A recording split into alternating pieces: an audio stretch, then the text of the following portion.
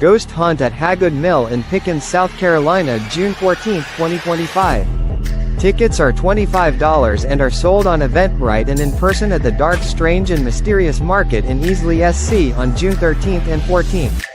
Special guests for the Ghost Hunt is Brandon Cooper and Blaine Rohan. Hagood Mill is known for its rich history and mysterious activity. Can you see spirits? Can ghosts talk to you? Find out.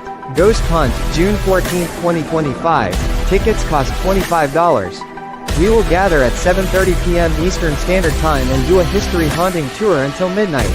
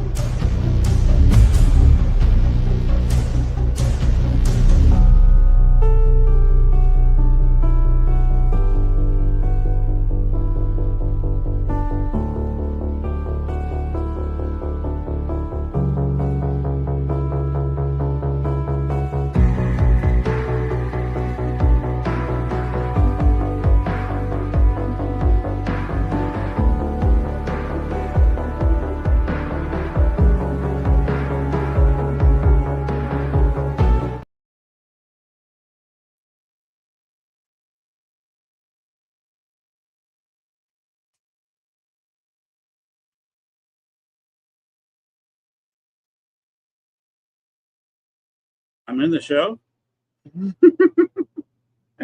Wow, at least I got my shirt on. All right, everybody can see and hear me supposedly. And get everything plugged in. In case you're wondering, I am Len Dorman. I have no clue where Gwen went to. But I was 7. I'm right here in the background for you. Okay. I just sat down. Hadn't even plugged in the headset yet. I thought you had. Sorry about that. So you told me not to do cocaine on the air or do my coke. So I did my coke already. All right. There you go. All right. Well, I'm going to let you get to it. If you need me, you know I'm in the background. So here you go. All right. You got it. All right. Thanks a lot. All right. Everybody, this is my normal time. We're starting tonight, my normal show time, 8:30, 9:30 Eastern, 7:30 Mountain, 6:30 Pacific. I am not going to go to Alaska time for Hawaii because I don't know anybody out there, and I am tired of playing the time police just telling you about Central and Eastern, all right? I kind of lose track. All right, so we are going to have a special guest tonight. I struggled to pronounce his last name, but Thomas Patrick Gormley, I believe it is. He can punch me in the face if that's wrong. You're close, Len. It's Gormley. Gormley, I was close. The only person that calls me Gormley is Dave Schrader. Oh, okay. I'll let him off the hook too, like I'll let you off the hook. So, all right. I sent a picture to Gwen in case you wanted to use it in any kind of new video she put up. Yeah. Of me talking with Dave Schrader standing in Bachelor's Grove Cemetery. Oh, really? That's pretty cool. Yes. Yeah. He was there, and he wanted to talk to somebody who had something there that had an event happen there. Yeah. For a show, Darkness Radio. This is quite a few years ago. Yeah, yeah. And somebody pointed to me and said he had an incident just the other day. So we stood about where the incident happened, and he interviewed me right there. Nice. Yes, that was interesting. So I talk to him once in a while on Facebook. I wouldn't call us friends, but we know each other. Yeah, Dave's a good guy. He's just one of those guys in the industry. Doesn't have that big ego. He's just a nice guy. He's there for everybody. He sends out prayers for a lot of people when they need it. So yeah, I really like him. He's got good energy. I've got to meet him a couple times, and grateful for that. So good. I'd have to call him. He's a friend. So definitely. Yeah. So I got my act together finally. Are you sure, Len? I don't know about that. We'll find out. The heart rate is still settling down. Yeah. I didn't get to eat supper. Fortunately, I stuffed myself with about 5 donuts while I was at Walmart. Jeez. Well, what are you, like Homer Simpson? Did you have some Duff beer along with those donuts? I wish I had. all I had was the Coke that I threw over there. Yeah, that's always good. At least your Coke has a name on it. So yeah, Connor. I guess Connor it's a Terminator fan. But I called the guy who's supposed to come out and put our new mini splits in. Yeah. He's had a death in the family this week, but there was nothing he could do as a temp till we got everything done. So he couldn't help me. And it was over 80 degrees in here. I did not want to do the show and operate this nearly new computer in that kind of temperature. And in the bedroom, I was dreading going to bed tonight with over 80 degrees. You can imagine sleeping with over 80 degrees. Yeah, no thanks. I don't even want to imagine that. I would melt. And about 80% humidity. Yeah. So I had to go got a couple of small units. The neighbor gave me a hand, and we used cardboard and duct tape and got them in there. Yeah. So yeah. I'm the same way. Up here, I put wall-mounted air conditioners in my windows in a couple different rooms. And me, I have no patience. I just want to get them in and just get done with it. And so they go in so weird every year, but they always do the job. So yeah, cardboard, tape, whatever. You seal off the holes so none of the bugs get in. And that's it for the summer. So yeah. Yeah, the wife did that. She used cardboard, a knife I gave her, and actually gave my wife a knife. She didn't stab dangerous. You? So good. You're still alive, Len. So I guess it's a good thing. Yes. But I don't know what we want to talk about tonight. My mind is still going. My heart rate is still higher than it should be. Yeah. Well, keep that heart rate down. We'll try and calm it down. A little shamanic healing there for you, my friend. And thank you. We'll try and bring you down there for a little bit. I'll try not to excite you too much. So keep your shirt on.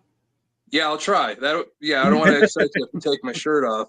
So yeah. But no, we talked before. We had an interesting case we talked about on the podcast I'm on Monday. So I'll do a shout out to all those guys because it's the same network that we're on now. Serial killers, supernatural, and murderers with, of course, our producer, the best producer in the world, Gwen Johns, and Dr. Leachana Brown, and, of course, Blaine Rowan. And we like to chat about all the serial killers, murderers in the world and the mind frame of some of them and giving our little tidbits on how to avoid running into people like that or how our children are raised and things to look out for. And we got to talk. It was pretty cool that we talked about, the murder with the Chicago Bears player. His girlfriend was pregnant and supposedly another girl that he was with and all that. And Marnie, you're intertwined as the photographer for her, which is awesome. I seem to be intertwined with a lot. Yeah. Because that tied me up a little bit with the Bears. Yeah. Then I was tied up with the Olympics back in Georgia in '96.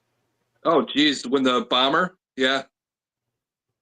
Yeah, I was the first Olympic head in Columbus. Wow. And we got the women's softball games. Oh, okay. We had to raise. Well, I talked the city into 1 cent sales tax increase, so we could get a whole list of stuff. Yeah, it's amazing what you can do with a 1 cent sales tax. Yeah. We spent millions and millions of dollars earmarked for the projects we named, and they voted back that tax back in 2 or 3 times, so they could build more stuff. They built a soccer complex after that. Did you come up with any good names for projects that are funny? Because you're spending so much money, or No, we played it straight up and told people, okay, we're going to build a softball complex. We're going to fix our baseball stadium. We're going to build a new police station. We're going to build a new fire station with offices for the police and the fire, because they did not really have a home office. The police station was 50 years old. The central fire station had command and control scattered all over the city. Jeez. Two guys that should be in cubicles next to each other were having to use the phone because they were 15, 20 minutes away by car, away from each other. Jesus. That doesn't and they sound had like sometimes it. Yeah, that sounds like a mess. Yeah, it was a total mess. So that's why we got that passed and got the Olympics. Although I was best man in this one guy's wedding, and just after the sales tax got voted in, his wife and him were in the market for a new car for her and a new motorcycle for him. Mm-hmm. And the sales tax kicked in just in time, and they had to pay that 1 cent sales tax on a brand new car and a brand new Harley. Wow. That would they're still mad at me. That would make my life easier in sales if that was like that. So probably more people to buy stuff. So yeah. That says they are still not speaking to me. No, what are you gonna do? This was 93, 94. Yeah. What was I doing in 93, 94? Yeah, I was probably up to no good in 93, 94 myself, but that happens when you've been in the paranormal for 40 years, I guess. So. Nah, I've only been in the paranormal 20, and every time I think that, I get another gray hair.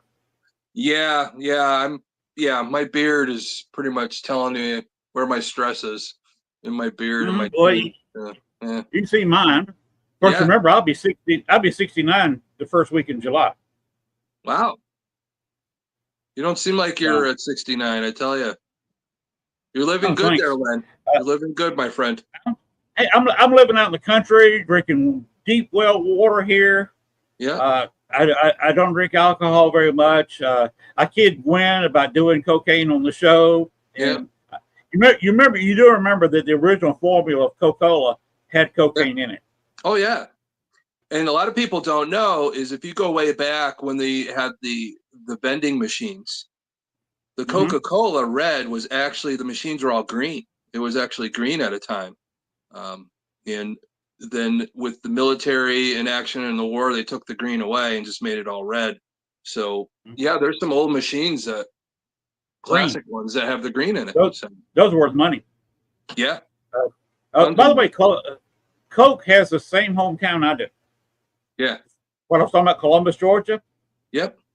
The pharmacist that came up with it was handed the formula on his back porch right there on Lower Broad in Columbus, Georgia. Yeah, it wasn't big enough. Columbus was 15 to 18,000 people at the time.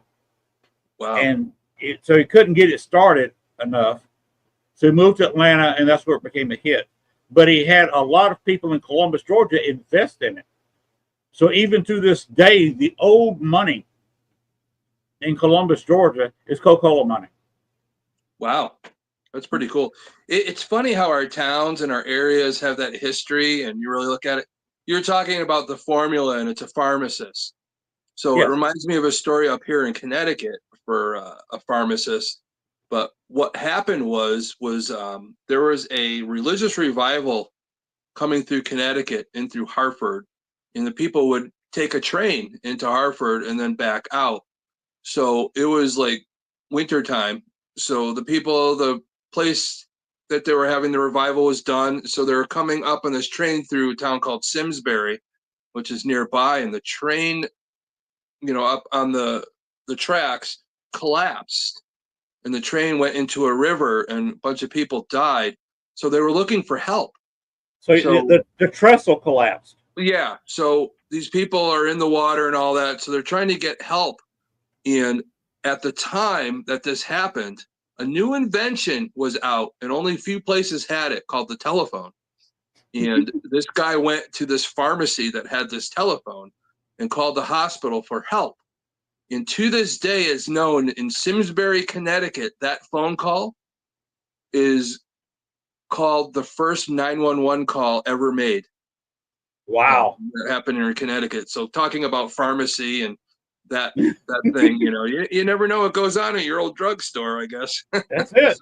So, Hey, there used to be hangouts. There's still an old-fashioned drugstore not too far from here in Dumas, Arkansas. yeah, It's been around for 75, 80 years. yeah, And they used to make their money selling chili burgers. yeah. Well, it's funny. A lot of people don't know the pharmacies back in the day. You have your pharmacy. When I was growing up in the town I lived in, there was a pharmacy / luncheonette / just regular little grab your stuff store called Oxley's Drugstore. And they had a little luncheonette breakfast place. That was one of my first jobs. I got paid under the table. I wasn't even 16 yet. And me and my friend would fill in for the older gentleman that ran the luncheonette.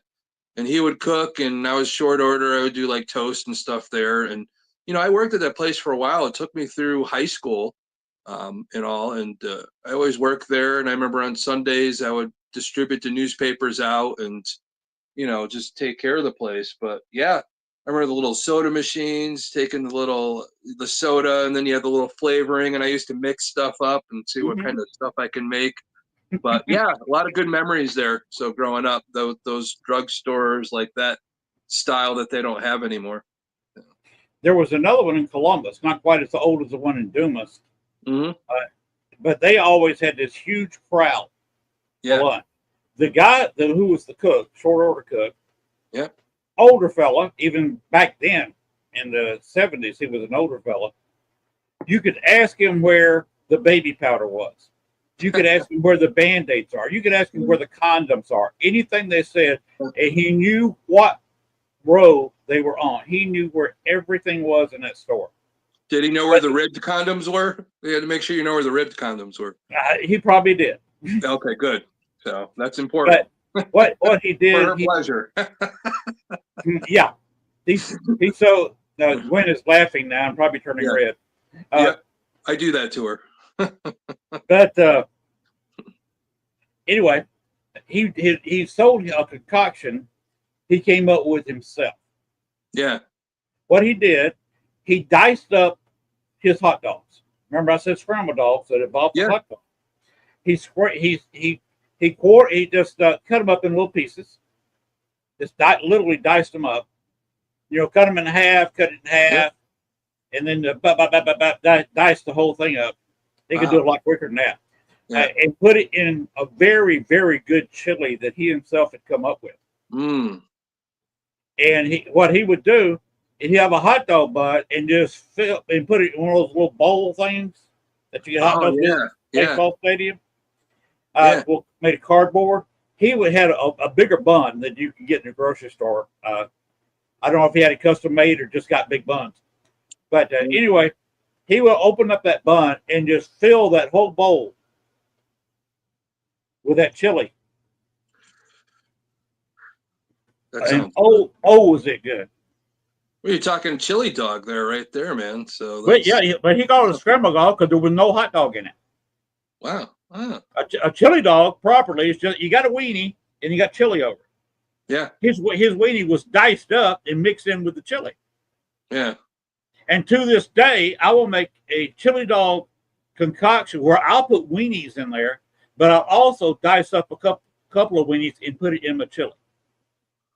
Wow. That's good. Oh, yeah, it's good. I tell you, you talk about food and man, I tell you, just history from where I live, just so you know, being in Connecticut, it's still on our sign. You drive into Connecticut and it said the pizza capital of the country. New Haven pizza, Pepe's, Modern, and anytime anybody comes into Connecticut, you got to have pizza. But a lot of people don't know is the first hamburger ever sold retail was in New Haven, Connecticut. Wow. So basically the hamburgers started there. But the other thing is people don't know is there's a thing called a steamed cheeseburger. That started in Connecticut also. So not only do we have great pizza, we have the beginnings of the hamburger. historical wise here in Connecticut. And the important thing is any of you watching right now, I do have a festival coming up. It's called the Connecticut Paracon with 2 N's, PARACONN, and it's .org. So you check out all the people that are coming. Probably some of the biggest names, of course, our big name is Butch Patrick, who played Eddie Munster on the Munsters, is going to be there. Also, John Zaffis will be there, the godfather of the paranormal, and just tons of people. Of course, our producer on the show tonight, Gwen Johns, will be there. So it's going to be a big event. It's July 12th and 13th in Waterbury, Connecticut, which another city, Waterbury's famous, is they had a lot of watches were being made in Waterbury at the time, way back in the day. And they had the little, before like the little backlighting, they would use like a nuclear, like what is it, uranium or something like that with the paint. In a nuclear bomb? No, not in the nuclear bomb. But when they would use like this paint to make it glow. I think, what is it? You know, that type of chemical they would use for nuclear bombs. For life of me, I can't remember. But it's famous in Waterbury as a famous case because all the people that were making the watches at the time, they would hand paint them. So all these ladies were painting these watches. They would lick to make the pinpoint of the brush and put the numbers on these watches. Of course, all of them like ended up getting cancer to figure out that, hey, you know, this radium. Yeah, to make the things glow and all that. And that happened in Waterbury, and that's where we're having the Paracon. So there's a lot of history behind that.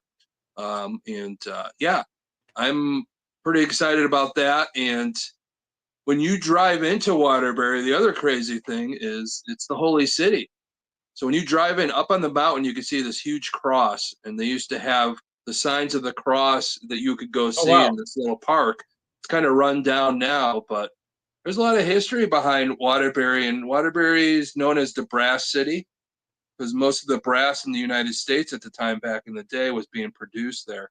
And so there's a lot of history there, which I always enjoy to have a Paracon at a place that has a lot of history like that, because with history brings that energy of the paranormal, and people that are going to come to Waterbury, it's going to be great. You know, Saturday and Sunday is the festival, but in between Saturday and Sunday at night, where our people could email us at ConnecticutParacon@gmail.com to get your reservation to ghost hunt with the one and only godfather of the paranormal, John Zaffis, and of course myself and some other special guests that'll be joining us as psychic mediums to make sure we bring out the experience for everybody that is able to get those limited tickets. There's only 30 available.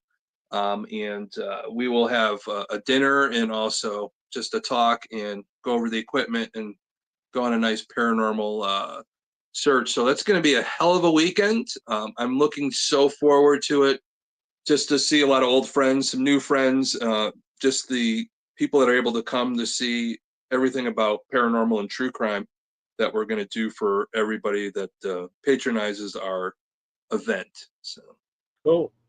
Yeah. That is so cool. But I can't be there because that's a long walk from Arkansas. Yeah, it's a little bit of a walk, but Len, I'm going to get you to one of these things because I definitely want to meet you in person, my friend. This is like our second time we've talked, and you know, I always love your energy, my friend, and just your background and some of the things that have happened in your life is always so interesting.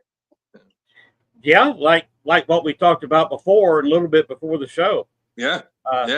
It's not everybody who can drive a car at 40, 45 miles an hour and have it within an inch or two of another car going the same speed. Yeah. And then people transfer out of the back of the truck to an open Jeep. Yeah, that's still the trick of tricks in the you know, that's the warning you give. Don't try this at home, kids. These are for professionals. So, and yeah, it's pretty amazing. I think you told me it made it into a movie, or somebody copied it's on the Burt Reynolds movie Hooper. Yeah. Even the motorcycle Yeah. They have this motorcycle. Usually they don't do a stunt in the movie unless it has something to do with the movie. Yeah. But to do the stunt like I did it, you got to have the cars like this, Yep. just within an inch or so of each other, and you got to have them split because the motorcycle came up out of nowhere and was going between the cars because we were in both lanes. Yeah. And the motorcycle was coming, and we either had to veer out a little bit or there was going to be a crash. Yeah. And a girl was out hanging over the side of my truck, had a 6-pack that I think had 2 beers left in it. Yeah. And he came through and snatched, he got his hand in that 6-pack. And we're going about 45 miles an hour this way. He's going about 50 this way. Combined speed was close to 100 miles an hour. Oh, my God. And he comes through there, reaches his hand up, snatches that 12-pack out of her hand, and never slows down. Damn. The girl just turned around, looked at him, and said, he didn't even say thank you. Yeah. Gave him a beer, too. That he waited a little while before he opened that beer because that momentum and all that probably would have shook it up a little bit. Probably would have exploded in his face. So, but hopefully, it's been riding in the back of my truck for a while, so it was probably a tad warm and quite shook up. Well, hey, it's still amazing trick, and whoever witnessed that and put it into the Hooper movie is pretty amazing too. So, and when I pulled up, I floorboarded it, pulled up, slammed on brakes, cut the wheel. Yeah. So I completely reversed, and then slammed on the gas again and pulled up beside him completely backwards like this. Pulled it within an inch or two, so my passenger could pass Miller Lite over to him, his passenger, because he wanted Miller. My passenger wanted Bud. They had Bud only. We had Miller Lite only. Nice. So we started exchanging beers through the window without having to lean their head out the window. They could just put the arm there. There you go. Here's a beer. Give me a beer. Well, for me, it would have to be bourbon. You know, I'm a bourbon guy. So if you could give me a bottle of bourbon out the window at 45 miles an hour, I'd be happy with that too. So. Of course, the question would be, since you've been in law enforcement, what do you think a police officer would have done?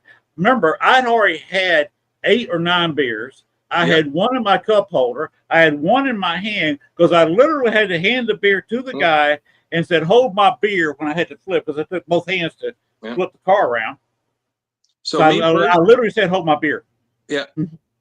Me personally, if I saw that and how that got pulled off, I would have been like, I ain't touching that, man. I ain't touching that. That's amazing.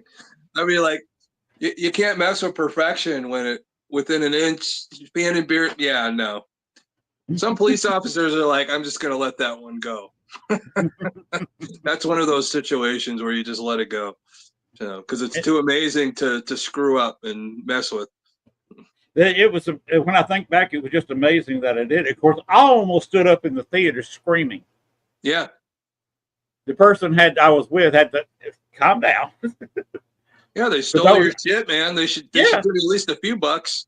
The only credit I got Yeah. was one scene they filmed on Smoking the Bandit. They put I was in a ranchero. Yeah. They put a ranchero in Smoking the Bandit. And then in Hooper, yeah, when the police officer pulls them over, he gives them all tickets. Yeah. Speeding. Yeah. And the last car to drive through the camera scene was a ranchero painted like mine. Yeah. Well, hey, at least they gave you credit, but hey, could have probably used a few bucks for that too. So I could have used a few bucks. Hey, I'd have took a case or 2 of beer. At least, at least a stunt credit or writing credit or something. Something. Yeah. I'd take a couple of cases of Coors. Yeah, there you go. That would have been good. But then again, in the scene, what was it? You said Bud and Miller Lite and what you guys are passing back and forth. Mm-hmm. I'll forgive you for that. I'm more of a bourbon guy, so I would have been passing out some Buffalo Trace or something back and forth. Or it's kind of hard to pour shot glasses. Yeah, of course, because there is a rabbit hole bourbon because I am the down the rabbit hole guy. So Yeah, usually I reserve Rabbit Hole for my friends when we go up to Salem for the Salem Paracon that I do every year too. So that's always a big one. But yeah, it's always fun. That's a really good bourbon. It's a little expensive, but I like to share the good stuff with my friends when we're all together up there. Yeah. I go with Jim Beam, Jack Daniels. Oh yeah, Maker's Mark is pretty good. yeah. Well, Travelers is real good. Maker's Mark right here. Yeah, the Chris Stapleton Travelers. So yeah, that's made by Buffalo Trace. It all started. Chris Stapleton had a relationship with the E.H. Taylor brand, which is part of Buffalo Trace. So it takes time. So a few years before it gets to where it needs to be. So I think in the time that he was doing E.H. Taylor, putting his name on it, that other stuff was fermenting very well for everybody with the Travelers bourbon. And it's really good. I like it too. Yeah. Oh, there was another incident, kind of like you just mentioned. If you were a police officer, you say, okay, I'll let this go. Yep. At 3 o'clock in the morning. Small town, and we're talking about a town, 15 buildings. Yeah. On Main Street, on the highway. I was going to Savannah and if you look at a map, Georgia, Columbus, Georgia, is on one side. We call it the West Coast on the Chattahoochee River. Savannah's on the coast, literally. Yeah. And I had to get to Savannah as quick as I could. Yeah. So I wanted to get a little sleep, and I had a 9 o'clock meeting, 8 or 9 o'clock meeting. I was going to get about 2 or 3 hours sleep, and I wanted those 2 or 3 hours. But here I come, doing well over 100 miles an hour. Nice. Enter the town, and I see railroad tracks coming up. So I slowed down to about 70, 75. And just as I'm about to jump the railroad tracks, a sheriff's car pulls up to a stop sign in the highway. Yeah. I go straight by him in a 20 zone at least 70 miles an hour. Yeah. I said, okay, I'm not going to pull over. He's going to have to come after me. I'm not going to sit there and pull off to the side and say, you got me. And he doesn't even have his lights on. So I just floored it, quickly got up to about 120. Damn. But the time I got by him, I turned off my headlights, and I had these great big, like this, off-road driving lamps. You normally put on a truck. Yeah. I reached down a switch and flipped them on, which means my tail lights and my tag light were out. Nice. And all he saw was those bright lights lighting up the woods going out of town. He sat there, I guess, long enough to see if there was anybody in front of me. He could radio to stop me. Yeah. And I kept on looking, and just before he went out of sight, he just slowly crossed the road and just went straight across. Yeah. Yeah, there's some states that they're not allowed to pursue just for safety reasons. I don't know if that was the fact at the time, but it's funny that you say Savannah because my daughter graduated from SCAD a couple years ago in Savannah. Okay. And I got to go down there. Yeah, and I know the funny thing is I'm going down and I'm flying down. Of course, me being the ghost guy I am, I was like, okay, what's the most haunted hotel I could stay in? So I ended up staying in, was it the 1770 something? Can't remember the name of it, but it was on a couple shows. I think it was on Ghost Hunters or whatever. The lore behind it was a woman jumped to her death because she was depressed that her seafaring boyfriend never came back or something. But I mean, I had a lot of weird things happen in that hotel. I wanted to stay in the most haunted room, but unfortunately it was taken. And they have it all decorated, like, it's the most haunted room. But there was a couple I met in the bar one night when, the long weekend I was there. And they say they go from hotel to hotel all across the country just to stay in the most haunted rooms. So they got it from me. So I was just, asking them questions. But even in my own room, I had weird stuff happen. And, I think the first night I was there, I felt the mattress go down, like something was sitting at the end of the bed. And on the last night, I was laying there and I was like, I just made myself turn really quick. there's a chair that was next to the bed and there was a light and I could feel something like click, click, click, click. And I looked and I could see a mist go from the light to the chair and then just dissipate. Wow. And then all of a sudden later on, I could hear, you know, the old little brass stuff that's on the dressers and all that little brass, like picking up click, click, click, click, trying to get my attention and all that. So I tried to talk to what was there and then it calmed down. So I'm kind of assuming with, you know, it dissipated because I acknowledged it, which was good. I think it was trying to get my attention, but that was pretty amazing. But just that whole town of Savannah, just you could walk everywhere and it's amazing. And I'm so proud of my daughter for putting in all the work that she did to, you know, graduate with an animation major. And she's doing really well. She's living up in Portland, Maine now, and in a really art community. So I'm proud of her. I'm proud of all my kids. You know, I got my 2 boys, my 2 girls, and so they're all out of the house. So that's why I'm doing more stuff like this with, of course, you, Len, and traveling all over the country, just talking about paranormal and true crime and stuff like that. Whoever wants me there to grace their Paracons or whatever they got going on, just to talk about my background, and it's always fun, and I'm always grateful for that. Well, you got the kids out of the house. It's time to go have fun. We never had. It hurts when the grass needs cutting. I got to go do it myself. Yeah. But we never had children, so now you're in my boat. You don't have no kids at home. It's time to do stuff like, hey, we can do podcasts. That's an idea. I know. There you go. Well, two of the boys and the girl are still in town nearby. So if I'm traveling, I need the grass cut, I'm going to call one of them. But there you go. I usually do it myself anyways.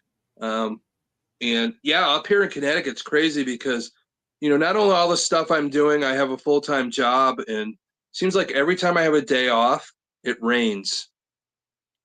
And then finally, when it stops raining and I do get an opportunity, my grass is so long, it's like I got to mow it like 2-3 times just to, you know, because the platform on the mower, I got to get up high enough so it doesn't stall. It's just a pain in the ass, and I hate it. I don't have that next time. Yeah. Did Gwen tell you that I've been really disabled the past week? No. What's going on? I had a toe swell up on me last Thursday. Jesus. It started in the morning. Got out of bed and my whole left big toe was red. Yeah. And was swelled up. I couldn't move it. So Friday I went to the local doctor, and of course he was on vacation. Oh no, wait a minute. That was Wednesday of last week. It's been over a week. Went to there Thursday and then looked at it Friday, and they gave me a couple of antibiotics. They knocked it down a little bit, but then they did some tests of the stuff that was in the toe. Yeah. And I had spasms. Jesus. Yes, in my big toe. And I still can't put on a normal pair of shoes. I struggle to walk on it. And remember today, I went to Walmart, had to load 2 air conditioners. Now not big. You saw how small this one is. But I put them in the buggy. Then I had to take them out of the buggy, put them in the car. I had to get out of the car, walk up 4 steps to get them in the house. In doing all that with a stone bruise on my right heel and what's left of an infected toe, that yesterday I was at a foot doctor and he ripped the nail of it off. Oh my God. You want to know the problem with that for you, Len? What? Is it's very detrimental to your career on OnlyFans when you do your feet pics for OnlyFans. So you're not going to be making any money anytime soon. Nope. Well, my feet aren't that big. I wear a size 11 shoe. Damn. Yeah, you're right there with me. I'm like 11 and a half, 12 sometimes, depending on the shoe. So, some 10 and a half will fit, but most of the time it's 11. In fact, I bought 3 shoes. I got 2 slip-ons, 2 pair of slip-ons, and a pair of nighttime shoes. Yeah, I was there at Walmart. Bought some donuts. Yeah, well, you might as well go barefoot right now to get that toe healed. And I've been walking around. Well, I'm always in the house barefoot. Well, that's good because you got to heal, because your OnlyFans want you back, Yeah. So all those people that want your feet pics are wondering Yeah, when's Len's I- feet pics gonna come back? We don't I want to gotta see put- that red toe. Yeah, I got to put the UV lit Yeah. nail polish on them, so they kind of I can put them under a black light, and they Yeah. kind of glow like the posters behind me. There you go. Actually, these aren't posters; these are tapestries. You can't buy posters anymore. That's 60s. This is on thin cloth. Wow. You sure your toe doesn't have radium in it, like the ladies that painted the watches in Waterbury, Connecticut? I hope not. I don't know. I can set it up here. Well, just don't be licking your own toe. You should be okay. Yeah. You kind of see it here. Oh, dude. Yeah, I can actually bend it. Dude, you're only supposed to do that on OnlyFans so they could pay you. You can't be giving people free merchandise. I gave them 2 or 3 seconds free. You have to advertise, I guess. You got to do the commercial. Yeah, I guess I should be sending this to my what do they call it when you put the short video on YouTube? The reels. No, not the reels. They got where they put the full video. Patron. Yeah. Yep.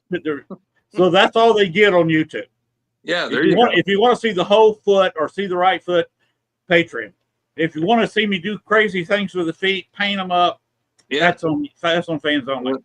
Yep. So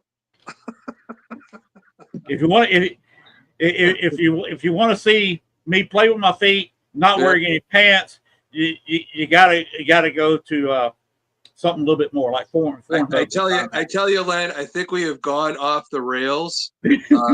Especially going off the rails at 75 miles an hour over a train track with the popo chasing you for a little bit. But yeah. By the way, I got to Savannah perfectly safe and in record time. Of course, there was the time that I drove. I was in a hurry to get home from New Orleans. Yeah. And I crossed 3/4 of Alabama, all of Mississippi. Yep. And a little bit of Louisiana at 140 miles an hour. Damn, dude. I put it on 140 and kept it there. Yeah, I check out at 120. I'm like, no, I'm good. I'm good after 120. I was like, that's a little too much for me. But, The fastest I've ever driven was 175. I was in a Jaguar. Wow. I can't imagine what that's like. You gotta think what's ahead of you. You gotta look as far as you can see, because you can't stop on a dime at 175 miles an hour. Yeah. And if you hit something, it's going to look like NASCAR. And you're probably without a roll cage in it, you're probably not going to live through it. Yeah, I remember way back when I moved to Florida before I got my appointment to work, as a crisis negotiator, working in the prison system and all that. So I had to sell cars until I could get my appointment. And I remember they were introducing this new car, and we went into Orlando, and there was actual race car drivers that you would ride along with, and they would show you how the car could do what it could do. And I'm trying to remember. There was a family of race car drivers, Andretti's. Andretti's, yes. So at the time, he was maybe 16, 17 years old. Marco Andretti I got to sit with him and drive around in a Dodge SRT4. And he drove me around. He wasn't anybody at the time, and he ended up being a really good race car driver, in the family name. The youngest one, ran Indy. Now, he wrecked, I think, in the first or second lap. Yeah. Just past Indy. He was racing, what was it, Sunday? But I tell you, I was like, this kid barely has his driver's license, and he's doing all these tricks in this car, and I'm sitting there holding on for dear life, just seeing what this car does, and just seeing him progress in the race car world was pretty amazing, and getting to meet him at such a young age was pretty cool. So that, it's a highlight of the time I was in Florida, and pretty amazing stuff. Yeah, we both met some crazy people. Yeah, yeah. So I've sat in the passenger seat with some crazy drivers.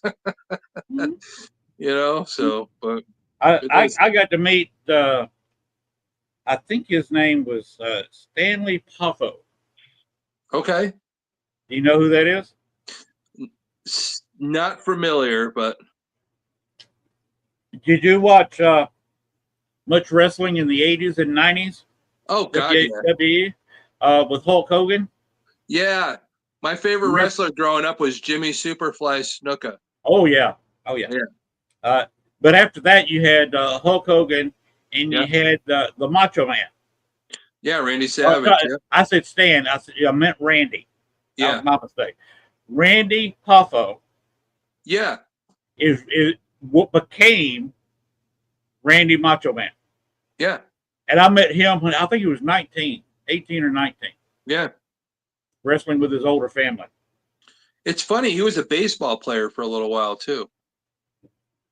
He has an actual baseball. He has a baseball card before he got really into the wrestling. Yeah. So it's funny the people that play baseball. Joan Jett. Oh God, yeah. Got a tryout with a professional team, but of course, baseball rules they can't have a female player. Yeah.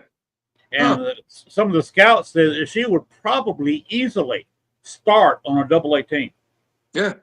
Wow. That's crazy. I got to meet her. That was an interesting conversation. I met my teenage crush, and I couldn't believe it. I said, I am standing here talking to Joan Jett.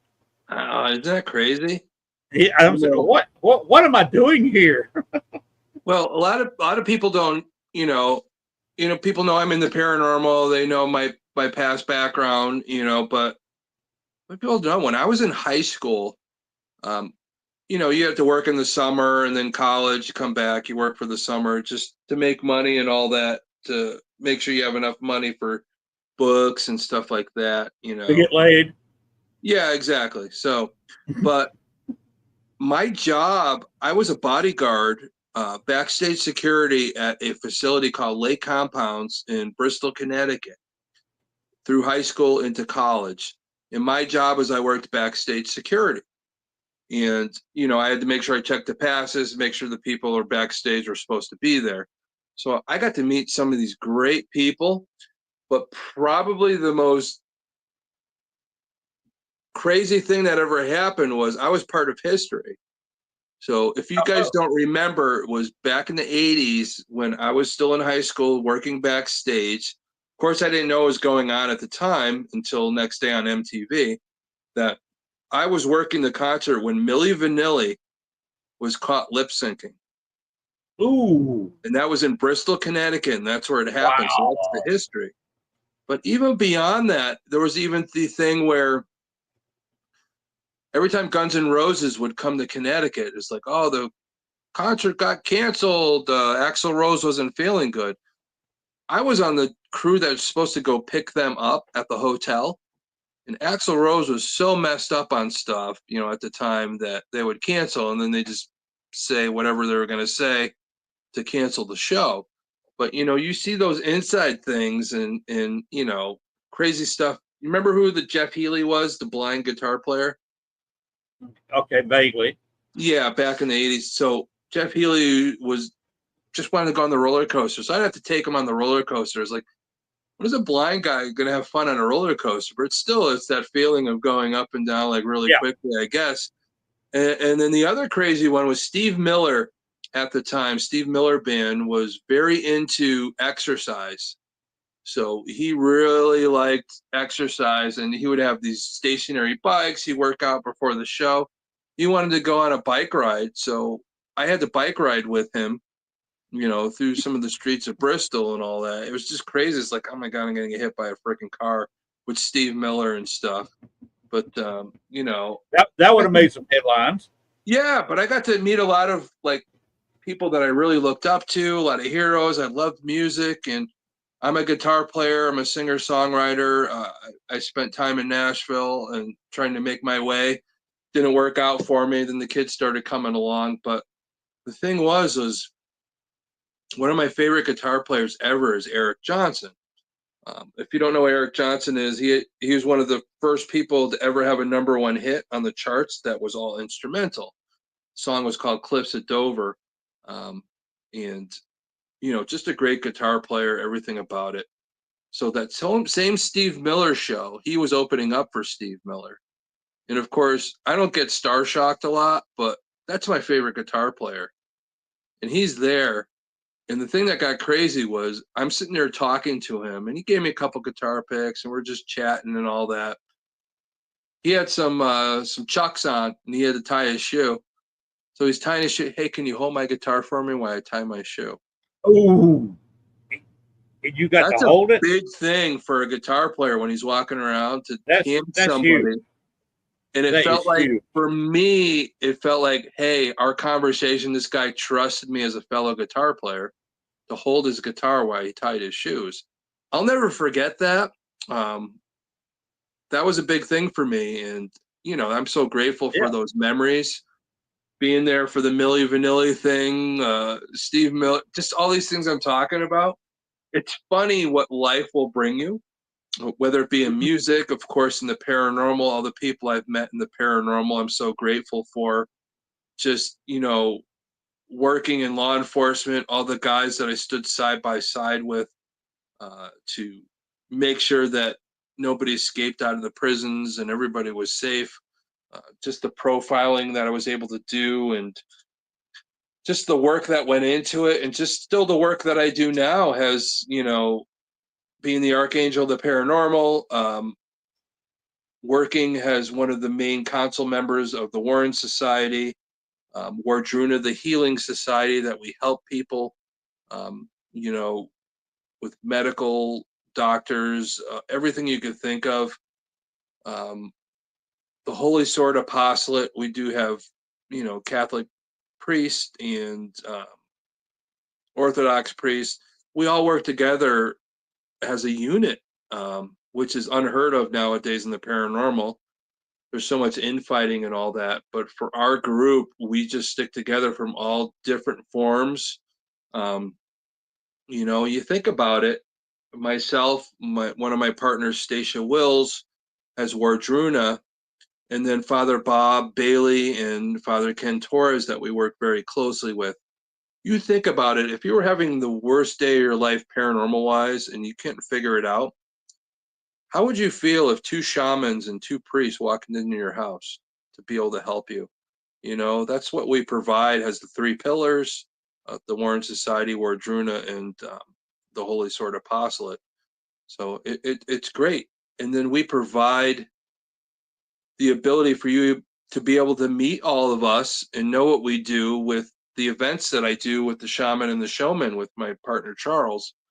We do these paracons and all that. So it's an educational thing. You get to meet a lot of people that are intertwined with us and all that to help with the paranormal, your true crime questions, anything that you could think of. And it makes me very happy. You know, my kids have all moved out of the house, and you know, oh yeah, there's Stacia there. I am so grateful for her in my life. You never know the people that you meet in your life that level you up.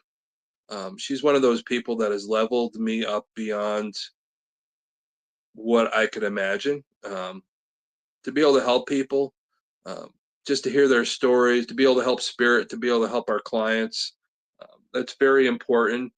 And a lot of the paracons that we do, we want people to meet us. We want them to know that we're there to help them. We want to help the living and the dead, and that's what we do, and educate. So it's very important that we're on shows like this, especially with you, Len, because you are a good dude, and I love your energy, and I love our chats about just other stuff. So it isn't just about a paranormal sometimes, just about life, our experiences, and what we could pass on to people, whether we're passing beers back and forth in a car going, you know, how fast we were going, 75 miles an hour, whatever you want to do, and living at the seat of our pants, and being able to laugh with each other and talk about this stuff.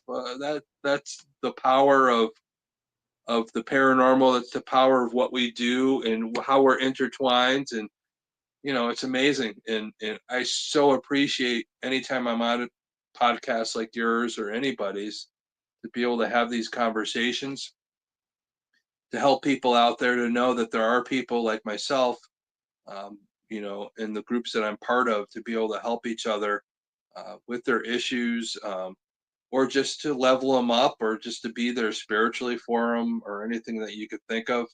Um, I'm so grateful for that. I'm so grateful for a lot of things in my life, but you know, that's what it is. And I really look back on things, and anything I've ever done in my life has led me to this point. And, that's what it is.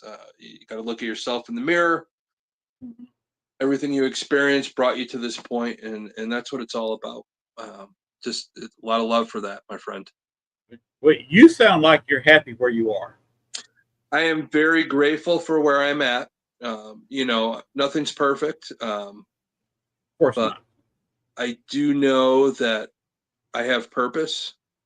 And I always pray for everybody to have purpose. Everybody's always looking, what is my purpose in life? I know what my purpose is, and I think that's what makes me so grateful. The people in my life, people like Stacia Wills, who's very important to me. Her and I have worked very closely to make Wardruna what it is. People like Joe Frankie to make the Warren Society what it is. My friends Father Ken and Father Bob to make the Holy Sword Apostolate what it is. We all intertwine together.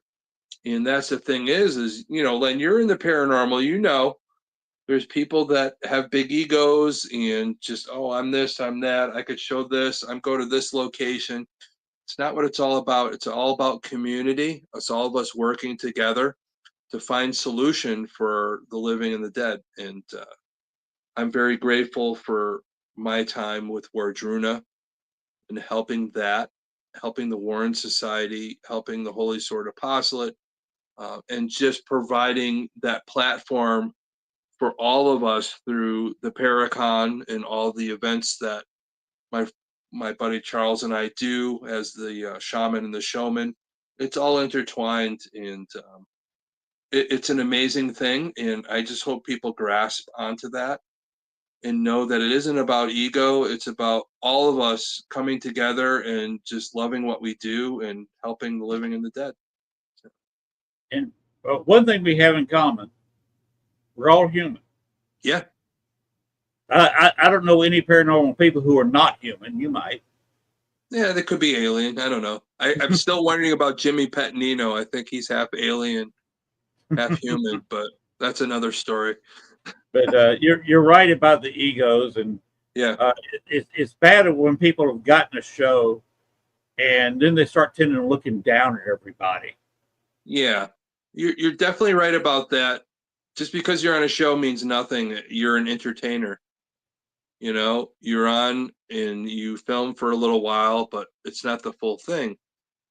When you sit down with a client that is desperate and so afraid of what's going on in their home, and to solve their issue, and them be able to sleep at night, and take back the power of their home. I don't care what TV show you're on, it makes no difference. It's about that human connection, and being able to do that. And again, I will tell people till I'm blue in the face, if you have ego and you think you're better than anybody else, you'll be so far away from spirit that you'll never be able to help anybody. And I think you're to the point you won't be able to help yourself. Until Right. you know your purpose and you're able to face yourself in the mirror and know that I am here to help and I'm comfortable with who I am. And without that, what are you doing? Yeah. You're in the wrong business if you're not helping the living and the dead. I'm Right. sorry. If you're in it for fame or you're in it for fortune, you're in the Yeah. wrong business. Because it's hard to make a living with paranormal. Yeah. You know what? Fortune, God forbid, I am so in the hole for helping people and all that, but I will go poor if I could help somebody sleep at night. That's worth it. that's like money right there for me in my mind. But that's what my calling is. People have different callings, but I'm going to stick with my calling. I don't care what anybody says. Again, I'm on my own personal journey, my own experiences, everything that happens, what I give to my clients, what I give to spirit. That's personal, and I think that's what people need to remember is we're on our own journeys. We have our own experiences and all that, but we have to be happy with who we are. And when you're happy with who you are, you exude that energy, and people around you are drawn to that. And that's what we need to do. Wait, you notice that I'm pretty happy where I am. You are. I love your energy, Len. You're the awesome. I love talking with you, man. We're just chatting like we're drinking Miller Lights and Buds and passing them back and forth and speeding cars going backwards. So, that's what it's all about, my friend. Because I am doing about all I can do. I'll be 69 in about 4.5 weeks. Okay. The We're gonna third have a is big birthday cake for you, my friend. And find me a prostitute and blow out the candles. I have trouble There you taking go. it, especially with 69 candles. That's not candles. That's a bonfire. I'll send you some really good cocaine for you. How does that sound? Okay, that'll work. But It'll be getting funner though. two artificial knees. Yep. I can't do the big places. Waverly Hills, forget about it. Yep. I couldn't even walk through that whole place. No. The only thing, if I went in there with somebody else, I would say, okay, let me walk maybe I'll walk around the first floor, walk around on the second, maybe I'll peek into the third. That's about all I'm going to do. Yeah. I'm going to find me a room on the first or second floor and bring me a nice folding chair that's really comfortable, set up my equipment and say, I'm here. If you want to walk through it, say something. I want to challenge a lot of these places that people pay, they go and they investigate and all that. I challenge them to give me a call. You know where you could find me. Give me a call. Let me come to your location and heal the ones that want to not be there anymore. None of them want me to come and do that. I don't understand it, and still to this day. The only explanation I can give you. Yeah, let me bring my team in. Let me bring in myself. Let me bring in Stacia Wills. Let me bring in Father Bob. Let me bring in Father Ken. Let me bring in Joe Frankie, even to the point where, let's bring in John Zaffis or something. Let's get to the bottom of it. Joe Frankie is such a cool name. Yeah, Joe is unbelievable. He's been my friend for a while, and it's funny because,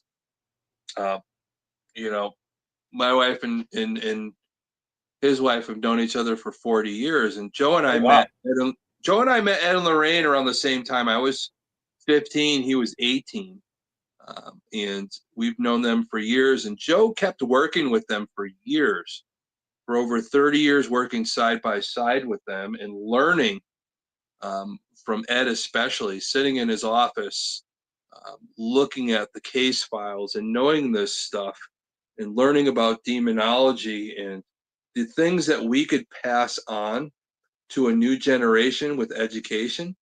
The building blocks, Ed and Lorraine Warren, were they 100% right? No, nobody is. It's the paranormal. No. You're never 100% right or wrong about it, but they provided building blocks, and anything that didn't make sense to them, we learned to make sense of it.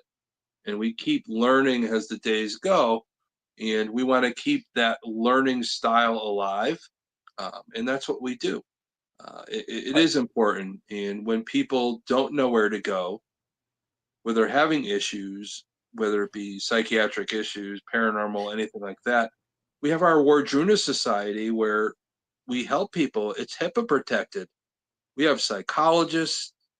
We have people to the point where they're doing EMDR, where they can help with that. You name it. We even have a person that is a dietitian that can help you with depression. So you have all that medical side covered. And then when you come really into the religious side of it, where you just need prayer, your faith needs to come back into a situation where you find your faith again. That's where the Holy Sword Apostolate comes in. Those 3 pillars nowadays are bringing the paranormal and putting it on its head. Those 3 things together, us all working together, is changing the paranormal. I think for a different situation where I think it's very important that people look at it that way. It's not about yelling at the spirits, challenging them, putting your videos on YouTube to get likes or anything like that. It comes down to really asking yourself, why am I doing this? And the reason why most of us do this, hopefully, is to help the living and help the dead. And that's what we do, and all these things intertwine. So that's really the question you want to ask yourself. And that's why we educate people to really look at it that way. We can't go forward until we realize what it's all about. But to answer your question, Hey, Pam. Why these people don't want you going in there doing that? You remove the spirits that they're making money off of. Exactly, and they feel like you go in Ashmore Estates. Yeah. You go in there, and I haven't been in Ashmore Estates in 20 years. Mm-hmm. But you go in there, and the spirits that people talk to, run into commonly now. I do not know them. Like I said, I haven't been in there in 20 years. Yeah. If you say, would you like to move on? And you help all them move on. Yeah. What are the owners of Ashmore Estates going to do? They're going to be pissed. Extraordinarily so, because you just took their income away from them. But that's like taking somebody's job away. Yeah, but you got to remember something. It's not our job to keep spirits imprisoned because of money. Money and imprisoning spirits is just as bad as anything evil out there. In my opinion. But the thing is when I go to these places, I'm not going to make all your spirits leave. The thing is people got to realize that my spirit guides will reach out to me, and through ITC device will call my name when something needs help. Okay? And I'm going to help it no matter what you say. I don't care what you say. I'm never going to let something that wants to make that transition, But the thing is, people got to realize once it does transition, it has the free will to come back and visit. It's not totally I can give you an example of that I've run into. Mm-hmm. I don't know how much of my past you know of or what all we've talked about before. Yeah. But that one thing that I did, you remember the White Lady of Bachelor's Grove Cemetery? Yeah, I think I remember you mentioned that when we were talking. The picture that Judy Huff took when she was working with Dale Kazmarek. Mm-hmm. Picture that was checked twice by Zach Bagans with photographic professionals and said that the negative was not messed with. Yeah. I found out who that is. And then I got her, instead of being stuck, she was coming in there every evening right at dusk. Yeah. To get the spirit of her firstborn child, which is still buried at Bachelor's Grove. Yep. And get her out of there before the bad spirits come around. Yeah. Because literally that place is day and night. You can go in there and contact very cooperative spirits during the day. At night, they will test you. That cemetery was closed. It was desecrated. They had a lot of locals coming in there drinking beer, getting drunk, kicking over headstones, breaking stuff. You name it, they did it. Yeah, that creates so much negative energy to bring things in. Mm-hmm. Yeah, it's unfortunate. And they would test you at night, but she did not want that child who died at 11 months and 4 days to see all that. And the child, of course, being slightly less than a year old, did not know how to move. Yeah. She started communication with me, And then she managed to follow me home once on her own without her mother's help. Yep. And she started doing that repeatedly, and her mother didn't seem to know about this. And one night she was running up and down our hallway at 3 o'clock in the morning, and my wife screams, "Libby May, you need to go home." She was still running up and down the hallway. She tried, "Amelia, come get your child. I've got to go to work in the morning." Yeah, creating your boundaries. And do that. Amelia, her name is Amelia Patrick Humphrey. Mm-hmm. She opened a portal over our bed. Jesus. Came through that portal and got the spirit of her child and closed the portal. Yeah. And it was a loud pop because, of course, you open stuff up and it closes, the air moves. Yeah. Oh, it goes amazing. Supersonic, it moves. Yeah. I've been in situations where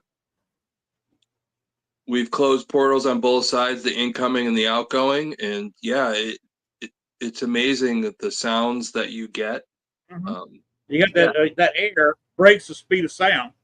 Mm-hmm. She got her child, and later I told her, I said, "Look, I'm moving. I'm not coming here anymore," which made them both kind of sad. Yep. But I told her, I said, "Look, you did not lead a good life. Your husband didn't take you that many places. Yeah. He was a state senator, and he was having an affair the entire time they were married. Okay. And 6 months after she died, he married his secretary." Yeah, I could see where the energy would move on that. Yeah, Mm-hmm. It makes sense. And he did not like me because I was investigating, and one of the few investigators that got into the house that John Humphrey built. Yeah. And his bedroom was all set up, kind of like a museum. They give you tours of it. But in his bedroom, because you remember, men and women used to spend the night in different bedrooms. Yeah, the Lucy, Desi, separate beds and all that. Yeah. Right. But they got to sleep in the same room. Back in the 1800s, they usually slept in separate bedrooms. If you had a house that big where you had a bedroom like that, yeah, they slept in separate rooms. Yeah. But mainly because I got flies in here since we had the window open for so long, installing the air conditioner. But anyway, he had his hat, not a replica, not a fake, not somebody else's they found at a yard sale, his beaver skin hat, because he was only about 5'5". Jeez. And you know how a lot of people, you've met people 5'5" before. Yeah. They have the little dog syndrome. Yeah, they have the what is it, Napoleon complex. Yeah. Exactly. And Napoleon was my height. Napoleon was 5'9", 5'10". Yeah. But he wasn't that short. He was short. Yeah. Yeah. But anyway, to have a trigger object, I put his hat on my head. Needless to say, he is still furious about that. That's because you're probably taller than 5'5". That's why he was mad. Yeah, I'm 5'9", right at 5'10". But he got furious about that. His first wife, Amelia, thought it was hilarious. Yeah. So that's how we got to be kind of buddy-buddy, and I could talk to her anytime I walked into Baxter's Grove. Yeah. But I said, look, you never saw the world. I said, you would be amazed at what you could see. Paris, London, Athens, Rome, even Moscow has got beauty. Yeah. And I said, go. You take Libby and your other kids, because there was 2 or 3 kids that hung around. 2 of them actually died young. Yeah. One just over a year. Another one died, I think, 14. But they disappeared. And the only person that I know of who can get Amelia to come back to that cemetery is Dale Kazmarek, whose group took the picture to start with. Yeah. And I think anybody else calls her name, she kind of ignores them unless she knows them. They come in there and make themselves kind of known. Yeah. But as far as I know, that I've been told, Dale is the only person who can call her. Is Amelia here? Would you like to talk? And she will come in and answer. Yeah. It's amazing how that spiritual world, that connection, even beyond the veil, of how some people are attached to certain people. Hey, who's to know that, in a past life they were connected at one point. There's just that difference of that generation. That's why they're connected, and that's why they answer each other at the times they do. We all have that thing, we could be attached to somebody on a different plane, and it's just recognized in that certain situation. So it is amazing how those things happen sometimes, and it's so supernatural and paranormal all at the same time. I think that's why we all do this, because it is amazing to witness. Yes, and you've lived through it. I lived through it. Yep. And fortunately, there's actually people who will listen to just a local podcast. I'm just amazed at the technology that we can use, where I can sit in my den. I don't know what room of your house you're sitting in. Yeah. All nice and comfy. Of course, you've got a bare wall and some kind of certificate with a shelf. Well, see, that is my family. That's my family crest. That's the history of my family, the Gormley name. And let me see. Let me take it down here for a second. So. I knew it was nice looking. Yeah. So it has my family crest on it. Do you have a motto here? It just has the whole history of my family on it, and I have that, and I like to have that in the background. When I'm on these podcasts, because your family name is everything. That's your history. That's your lineage. That makes you who you are. That's your ancestors. That you have that generational bond, whether it be the trauma or the bond of the love that you have for a family that goes beyond that. I think it's very important that I have it in the background when I do these shows, because that's who I am, especially with working with my friend Stacia Wills as Wardruna. We help people with the generational trauma, that ancestral stuff, to break those chains if there is anything negative. That's one of the main focuses of that through healing. But even with everything that we do, there is that light at the end of the tunnel, and we want to provide that for people, whether it be with the Warren Society, with, of course, Wardruna, with the Holy Sword Apostolate, and again, educational stuff. So I think it is very important. So. Well, that in family wise, you're talking to one of the most broken people you've probably ever talked to. Yeah. I was adopted at birth. I have no idea who my biological father is, although several psychics have told me that he died in Vietnam, and does follow me around, kind of keeps me out of real trouble. Yeah. But doesn't talk to me. He was ghost box, echo box, whatever. He will not speak to me. One psychic said he feels like he doesn't deserve to talk to you. Well, that's trauma right there. Even in spiritual realm like that, somebody like myself, and the people that I work with, we are able to help spirits work through that trauma to be able to get in contact with somebody like yourself. See, they feel like they don't deserve it, but they do. They do deserve. I would love to talk to him. Yeah. And hey, anytime, Len, if I could ever provide that for you, I would definitely do that, because you're a great friend. I appreciate you having me on the podcast tonight. And I do have people that I work with. If I can't get through, they're going to get through. We always have somebody in our group that, if I can't meet the expectation, they're there to pick up the slack. So there is no, difference in what we all do to help. That's what it's all about, helping the living and the dead. And sometimes the dead needs to have that connection back to the living to make those amends. If your father did die during Vietnam or anything like that, he still has a story to tell. And I think that's important to you, to help you on your own journey. Even though you're 69, it doesn't matter doesn't matter how old we get. We could be 103. There's still that moment that we need to help us on our journey. And that's why I appreciate all the good people that I've met in the paranormal, because they say things like that, and I feel better. Because my father and I were hardly my adoptive father. Yeah. And I were hardly speaking when he passed away. Yeah. His family did never like my mother. Yeah. My mother is my adoptive mother was she should never have gotten married.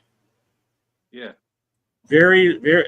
You hate to talk bad about your mother, but very, very low IQ. But Didn't that's understand okay. anything. That's what was provided to you on your journey. You should be grateful for that. Doesn't matter what anybody else says. Yeah. It matters what you took in. And anytime, Len, anytime you want to talk, I do have, like, my friend Stacia would be able to help you with that type of transition if you want to. This is always provided you free of cost because you are a good friend. And if this could help you, get answers for what, you feel, we're going to provide that for you. And I think that's important. Yeah. But family crest, I can't use my father's family because my mother's side, she, by the way, was born and raised not too far from where Gwen lives. Yeah. She was actually born in Greenville, South Carolina. Really? But yeah, they had an arranged marriage for her. She got out of high school, married a guy, and they had issues, and she walked out. Okay. When she walked out on her husband because of abuse, her family, instead of helping her and said, "What do you mean this guy backhanded you? What are you talking about?" They disowned her. Interesting.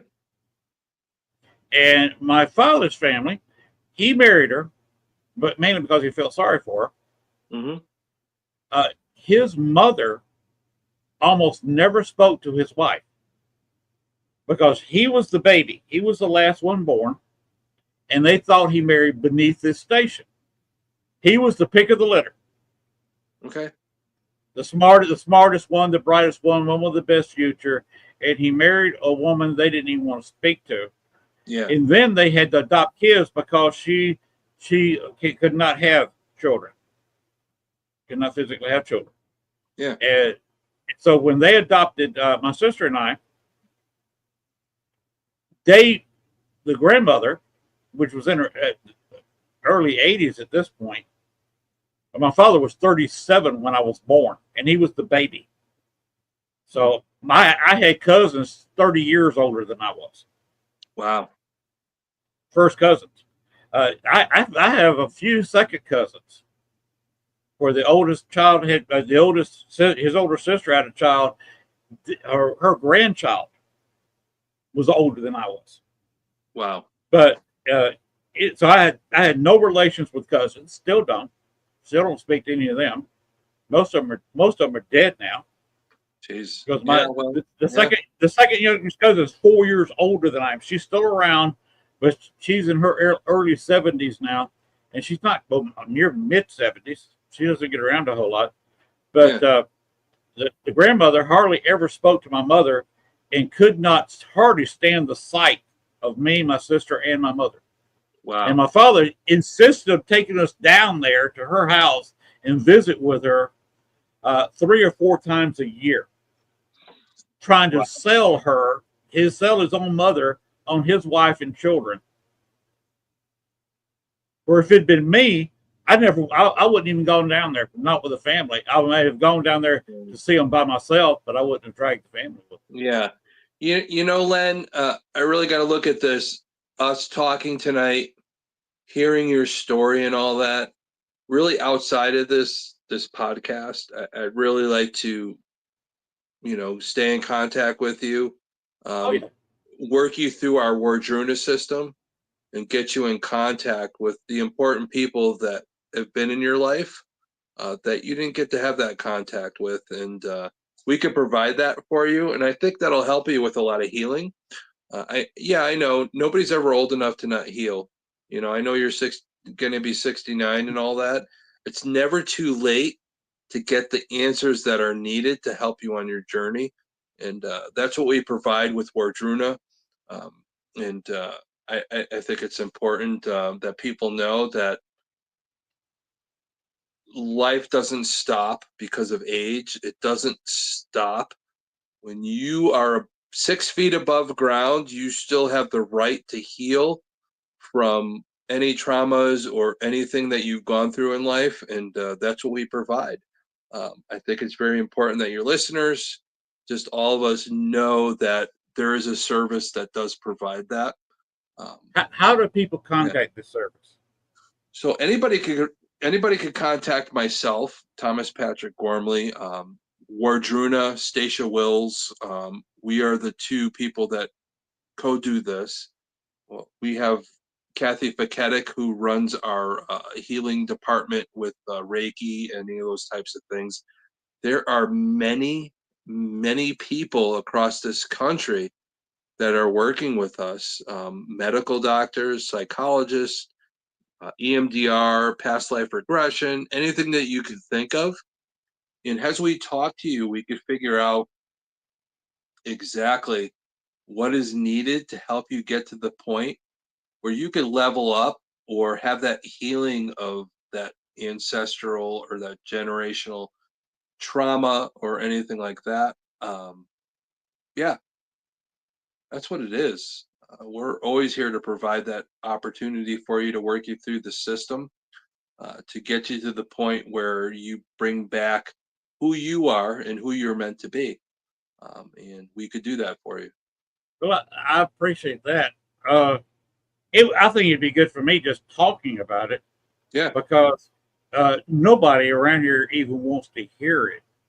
Mm-hmm. And they're not going to help me if I told them the whole thing.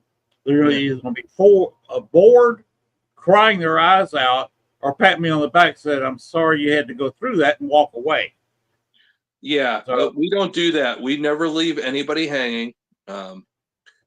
We work with you. We hear your story, and we know exactly who we need to bring you to continue that story until we get to the point where we could figure out how to get you to the next level, how to heal from those things that you've gone through. That's what's missing now in the paranormal, and that's why we provide that service. It isn't just about ghost, spooky, demon, whatever, put your shit on, you know, showing your information and showing what you caught on tape to get your likes or anything like that. Not what it's all about. And I tell you, Len, it's about you, people like yourself, the living, and the people that need healing as the dead also. mm-hmm. So if But we it's don't kind of have both that sides. service, if we don't have that service, then what are we doing? What are we doing in the paranormal? You know, Mm-hmm. it's about life. It's about us. It's about facing ourselves in the mirror, being able to love who we are and where we came from. And if we don't know where we came from, who's there to help us know that and to heal from that or whatever we got to do? And the people that have passed that still have issues that need help, who's there for them? We're there for them. So that's what it's all about. Well, I think it's absolutely amazing that Mm-hmm. you provide this service. And if anybody needs to sit there and talk, you are a good person to talk to. Now, I have not met Wardruna. I just saw her name tonight. Yeah. Just 30, 40 minutes ago when she came in. Yeah. And I don't know her except for what you've told me. But she sounds like an amazing person to have a conversation with too. Her and I are. It's funny, when we first met, her and I are. We had two other psychic mediums at different times tell us when they saw us meet, they said, "You guys were twins in a past life." Oh, and really? we carry that. We are soul brother and sister. We are so intertwined, but because of us being intertwined and having both of us being shamans, we're able to help people like yourself. And with her, people hear shaman, they think, oh, Indian or whatever. It's not. Shaman started as a Russian word. And Stacia is of that background. Her background is the Russian, the Mulfors, the Carpathians and all that, the Carpathian Mountains and all that. That's like way back. That is like the original shamans. And I mean, her family history is generations and generations of people that are psychic mediums to provide that healing.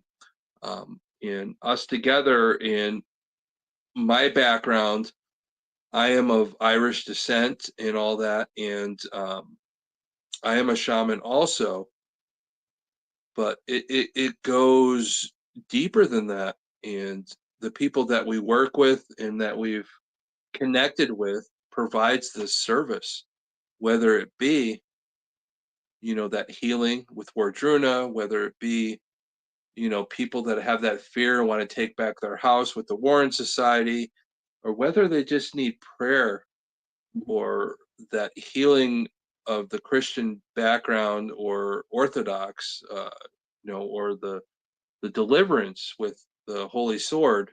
That's what we provide. Our groups are intertwined, and we're there to provide that service and that healing and education, whatever you need. That's amazing. Mm-hmm. It's amazing that you do that. Yeah, And I'm so grateful for that, and I'm so grateful to be able to pass that message on. And I'm so grateful for you, Len, for allowing me to pass that message on. I think a lot of people need to see that the paranormal is changing. We are in that mode right now where people need answers. And it's not just about what you see on TV anymore, whether how many likes you get or anything like that. People want to be healed. They want to have answers. I want to provide those answers for people, and I want to reach out and know that I could give them those answers from what my experience is over 40 years, and the people that I work with and their experiences. And am I completely right? No. Do I know everything? No. But after all this time, again, I think I know a little bit.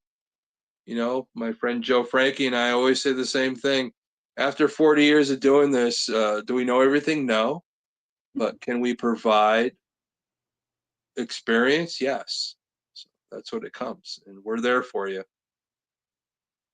and people like me, appreciate you being here. Mm-hmm. I appreciate you talking about all this on the show. Yeah. I appreciate Lee and Gwen for providing this network and providing us, you and I, being able to share our experiences Exactly with other people. Yeah. So it's a team, and that's the way I look at it. Lee, Gwen, you, the other people who do podcasts on this network, we're a team. We got to look after each other, and we got to help as many people as possible. Exactly. So when we all work together in unison, a lot of people talk about para-unity, but I think with our network, it's different. It's not about para-unity. It's about loving your neighbor, loving your fellow man, loving the people that are providing that service. That's what it's all about. And there's no ego, there's no hatred, there's nothing like that. Really, again, I'll say this many times and I'll say it over and over again. All we're here is to provide healing for the living and the dead. That's it. That's all you have to do. Don't complicate it. Just be there for each other. That's all. Now, sometimes I go on a little bit different path. Mm-hmm. I try to do a lot of teaching. Well, yeah, you have to. Teaching a little bit of history. Like I have at Bachelor's Grove, talk who's buried here, wine, a little bit of their history, like Amelia. Yeah. She died of tuberculosis, Hmm. consumption, and her husband was having an affair with her behind her back almost time she got married Yeah. because it was an arranged marriage, and that's just history. That's just history of Bachelor's Grove. Uh, like when I investigated the Bonnie and Clyde Museum and the massacre site or Yeah. killing site, whatever you want to call it. Call it justice. I don't care what you call it. It happened. Uh, but investigating that and then telling people about the history and about how the movies kind of got it wrong. Yeah. But going leaning toward the truth. Like most people don't know, they put all those bullets in that car, and the first burst of 4 or 5 shots killed Clyde instantly. Yeah. And they were fired by BAR, and you know what a BAR is. Yep. Those are powerful. Those things that got cartridges like this. Oh God, yeah, yeah. They don't go through a cinder block. Pretty much. They went through the steel, Model A, through Clyde, killing him instantly, and mortally wounding Bonnie. Went through her body and out the other side. Yeah. Went through 2 human bodies and at least 2 layers of steel. Yeah. And just went out into the woods. In that first burst, had he just fired those 4 shots, Bonnie would have been dead within a couple of minutes. Oh and God, she probably been totally unable to shoot back. And that's all they needed was that one burst. And they did not walk like Christian Bale did, walk out in front of the car and stand there for a few seconds and let Bonnie and Clyde reach down and grab a gun. Because Clyde was very fast with the gun. I mean, do you let Wyatt Earp come up and pull a gun on Wyatt Earp and then hesitate and let him pull a gun out of him? No. And you don't. Well, then again, I wouldn't want to mess with Doc Holliday either. So I think he was a little quicker than Wyatt Earp. But you know where he was born? The what? You know where he was born? Who? Doc Holliday. Yes. Same town as you're living in right now. No, he was born in Griffin, Georgia. Okay. About 100 miles from where I was born.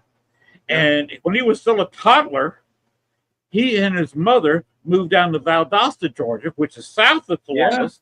Yeah. And closer. But sometimes on Sundays, my parents would take us to Valdosta for lunch. Yeah. I mean, for dinner, is what we call it in the South, after church on Sunday. So I've actually walked a lot. I have some friends in Griffin too. They've got a gun store with a shooting range. It's a Doc Holliday gun store. Wow, that's cool. It's funny because I guess being in that Georgia area, but then near the end of his life, he died in Colorado. Yes, and there's some areas that are haunted. They think he's haunting some of the areas in Colorado. Yeah, mainly because he's not properly buried. Yeah. His grave marker was put there just to honor him. Just somebody could say, okay, well, let's put a flower, put a penny, whatever you want to do at his grave. But that's not his grave. It's just the marker. That's it. Because he died during the winter. Yeah. And in Colorado, during the winter, you can't take a pickaxe and penetrate a half inch under that hard frozen soil. No, they'll put you into some kind of time mausoleum, but some people would bury you in the basement before they had cement. There would be dirt down there. They bury you in the basement until everything would thaw. Then they're supposed to unbury you. And I had a case a few years back. There was this restaurant in the Simsbury area, the old, the OL Tavern. And the history behind it is this used to be a house. And back in the day, they had a cousin that moved into the house with them. And over the winter, he had passed away. And so they buried him in the basement.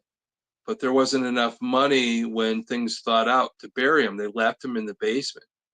And to this day, if you ever go to the Old Well Tavern, which I've done an investigation there, that whole basement is cemented, except for this area where they think he was buried is all still dirt. So the cement's all around. There's this one little square area where they think this person was buried and still under the dirt.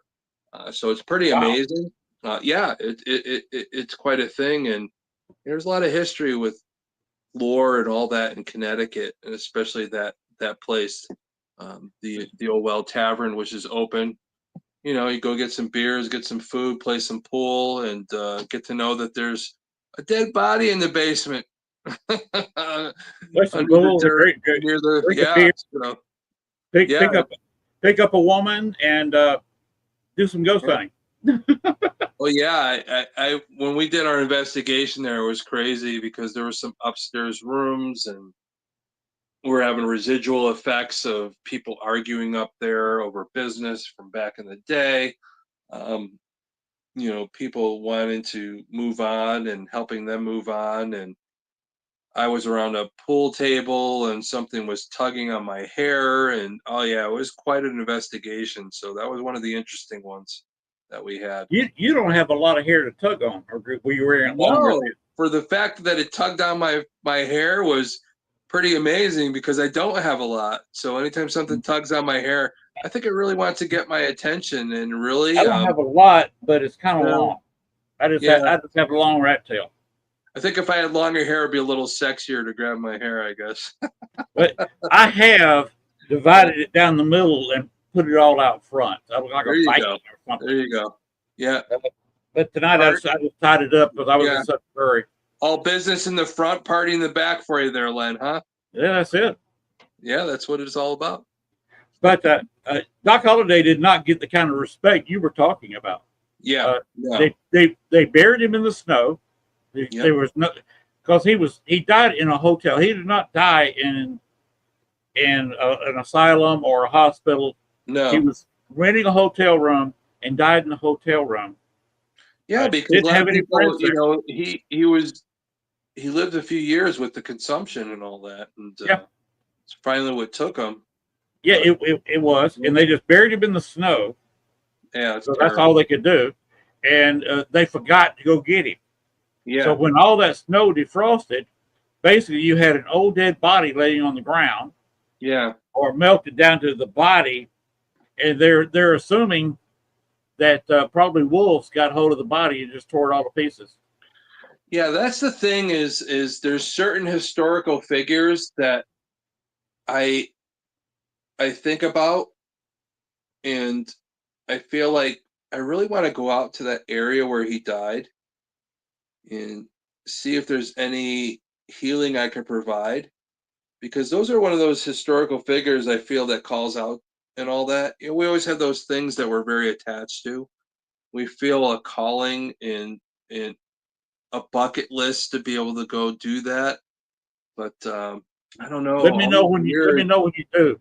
Yeah, all these years, Doc Holliday's been a big thing for me, and you know, I'm just a human being like anybody else, and the popularity and the lore of him, but I just feel like it's a calling to maybe hopefully talk to him and maybe his trauma and provide some healing for him to pass on if what we're talking about is true. But yeah, it's crazy. You know, I got a lot of things I'd love to do in my life, you know, and you know, like I told you, I want to help the living and the dead, and I don't like going to places to pay for plays or anything like that. But, you know, I just want to educate and maybe do a fundraiser or something. That's why I go to some of those places. But if I did go somewhere where I really wanted to investigate, even if it wasn't for the living, that it would be the White House. That is the number one place. People will ask me, where is the one place you'd love to go? And it's the White House. And there was somebody that was a member of a past president's family. Yeah. I believe it was one of the Bushes that believed in the paranormal, that actually did a little bit of ghost hunting. Yeah, really? Wow. under that presidency. So it has been done before, but you basically got to be related to the president. And Yeah, I guess so, because I I'm don't not, know. I'm not related to Biden, and nor am I related to Trump. Yeah, maybe I could get old Donnie to let me in or something. I don't know. So maybe if I do the dance and all that, maybe he'll let me in. Well, he's been throwing pardons around, about $1 million a pardon. So maybe if you come up with $1 million, he'd let you go something there. I don't know. I don't have $1 million, but maybe he let me in. I could help him. Maybe help him with his golf game or something. I don't know. Eternal X Wolf Pack Paranormal Egyptian Pyramid would be cool. Yeah, that would be cool too. And they're right. Going to Egypt, one that would scare the hell out of me. That's not the most secure country in the world, and a very rough place in the world. But going around there, around the Sphinx and around the pyramids, that's something I'll never get done. I'll never do that in my lifetime. Well, yeah, it's crazy supernatural energy, you know. I forget what band it was. There was a band that recorded part of their album inside one of the pyramids. And I can't remember to the life of me who that was. I'll probably remember it after the show. But again, you know, I love Kentucky. I've been having some bourbon, but you know, I'll probably remember it after. My memory escapes me. But if anybody wants to look that up, there is a rock band that recorded inside the pyramid, and it got really crazy or anything like that. That'd be amazing. Yeah. The acoustics in there would be incredible. Anybody wants to look it up and let us know. Yeah. So it's pretty wild. I'd love to talk to the band that did that. Yeah, I forget who it was, but I don't think it was a well-known band, but I think because of that made them a little more well-known than they were at the time. So the Grateful Dead? Ben says the Grateful Dead. No, it wasn't the Grateful Dead. It wasn't a band of well-known popularity, but I know they were a rock band of some sort, and they Grateful Dead's a bit popular. Yeah, no, Grateful Dead is the Grateful Dead, but you know they're amazing too, yeah. I'd like to say excuse me for reaching forward with my finger, but anybody didn't hear the first of the show, I replaced 2 air conditioners in windows here. Yeah. They're both temps. I just used some duct tape and some cardboard to put them up. But the windows were open for a bit. And this white screen that's over here. By the way, you commented my face was dark when I was on the show before. Yeah. So you see what the white screen does. Yeah. It does put enough light so I don't have to have a bright white light burning in my face. But you don't look as ghostly as you are right now, then, I guess. No. The guys behind me look plenty ghostly. Yeah, there you go. We're always talking about death, but a skull over here, death over here. It's kind of scary.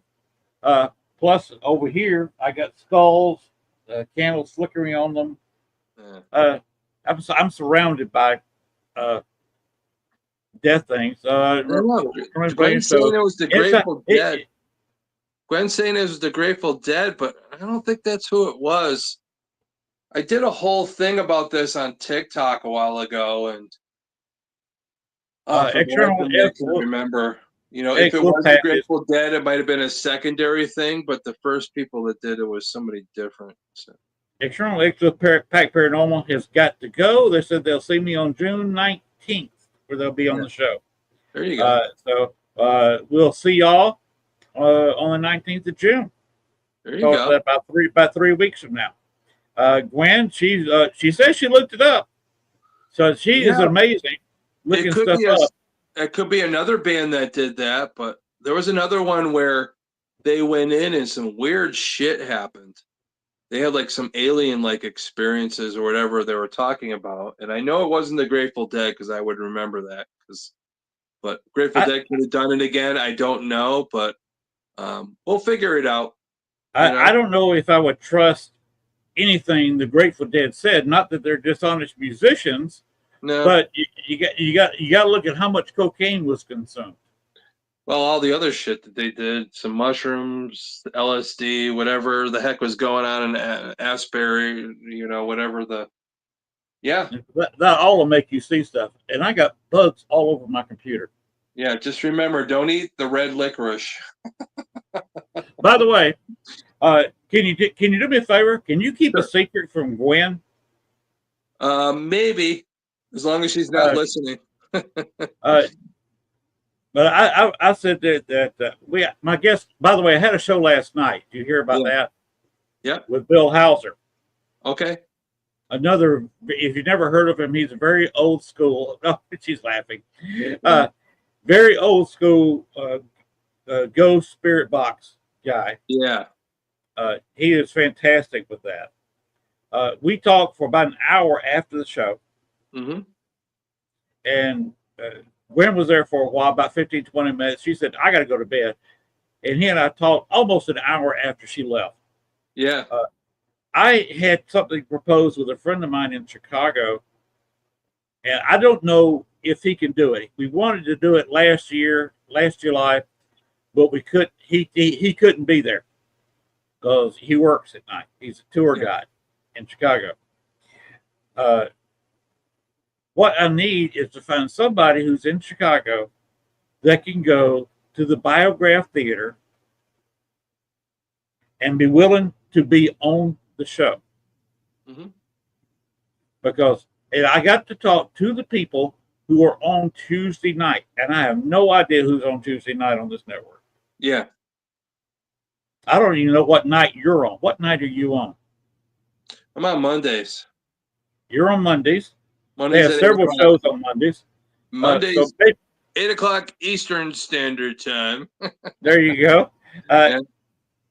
Thomas Monday night and Serial Killer show at 8 o'clock p.m.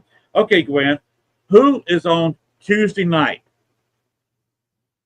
Who's on Tuesday nights? Trying to remember. I think that's the Tennessee guy there or whatever. I need to be a guest on their show.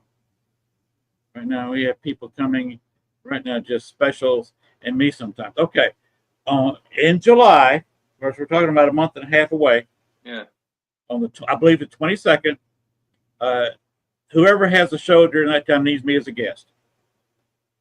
Because what Bill and I are planning, he's going to be in Vancouver operating a spirit box that he uses. And he has a mental thing where he can hold the spirit box in his hand and get stuff. Yeah. I will have a microphone under my TV set because I have got in one of the very few copies on DVR of Manhattan Melodrama. Yeah. Do you know what Manhattan Melodrama is? Or why should I have a copy of it? I think I've heard something about that. Yeah. It was the movie that John Dillinger went to see. Mm-hmm. And what I need from Gwen is to run about a 3-hour show where I can play it softly. You got to watch copyright. I have no clue who owns the copyright to Manhattan Melodrama. It may be open. I don't know. Yeah. Because I have not been able to find, maybe Gwen can, who owns the copyright to it. So what we'd have to do is play it and turn the volume down so low you can't tell who it is or what it is. Yeah. But play that while the movies play, and at about 10:35, 10:38, need to have somebody standing in front of the Biograph and start walking toward the alley and be on the show, maybe holding their phone in their hand. And we start talking on the guest, to the guest, and on the ghost box. And at 10:40, that person needs to be standing in the alley where John Dillinger dropped dead. And the July 22nd is the anniversary of his death. Yeah, and that would probably be amazing. That would be amazing because you're potentially taking on that residual moment in time.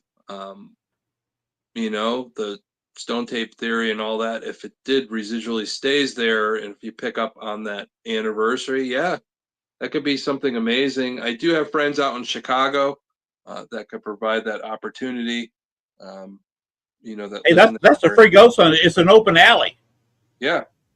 And it's not like they got to sit there. Okay, we got to pay $40 a head to see this. No, Exactly. they're right there in the alley. Now there is traffic noise, but to have somebody there as a guest on the show, have Bill doing his amazing stuff with the spirit box, Yeah. trying to contact John Dillinger, and if Gwen would appear, now you do know a little thing about that. That involves the lady in red, right? Mm-hmm. She was not wearing red. There were dozens of women in the Chicago area wearing red dresses, and there were several in that theater. Yeah. Confused the FBI. They didn't know what to say or do. They had all these women, some of them with other women, some of them kind of by themselves. They had had their kids, two of them, wearing red dresses. Very common thing in Chicago and during the summer. She was not wearing a red dress.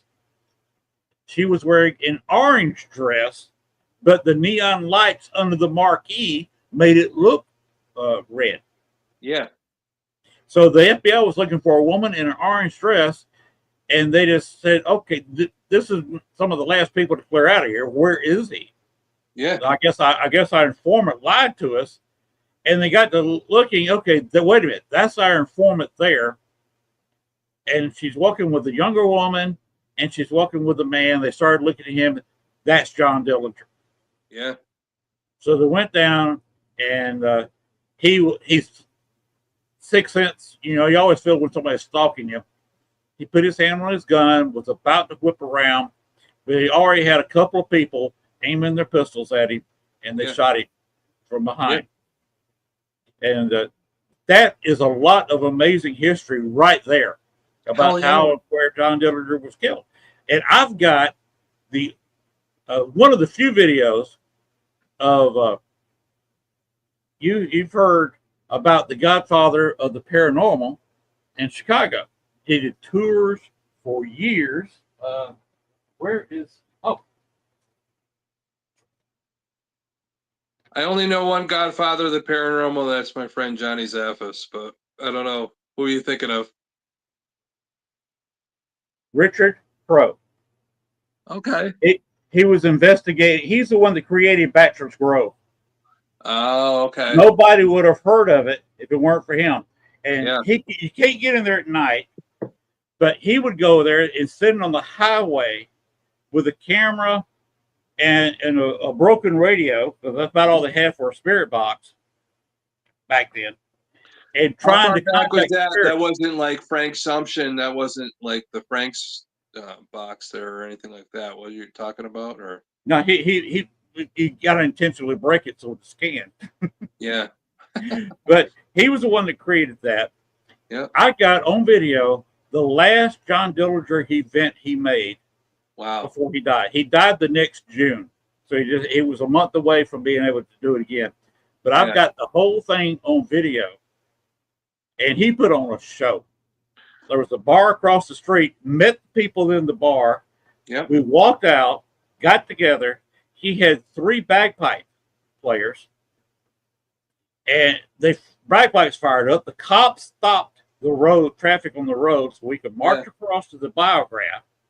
He talked a little bit about them being in the biograph, a little bit of history there. And then the bagpipes fired up, and we walked carefully, timing it, and got to the alley at 10:40, and that's where he got shot. And we poured a beer. Yep. We sang Amazing Grace, all 3 verses. And then we had a lady in red, lady in orange. Yeah. Contest by applause. Wow. And he has some prizes there for them. That showmanship. Yeah.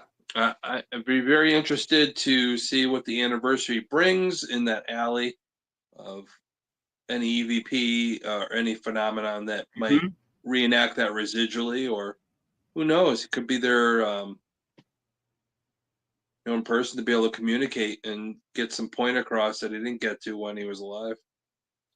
And I've got a short video that I made inside the biograph. It's the only existing video that I've ever seen or heard of from inside the biograph. I knocked on the door and they let me in.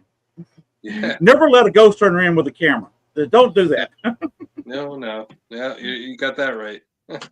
Maybe I have a puppy dog face. I don't know. They let me in, and I actually did shot video. They're in the lobby of the Biograph. That place got closed down with COVID and never reopened. Yeah. It Well, was they an probably let you in because you're a Chicago Bears guy. yeah. I did have a rep by that time. Yeah, there you go.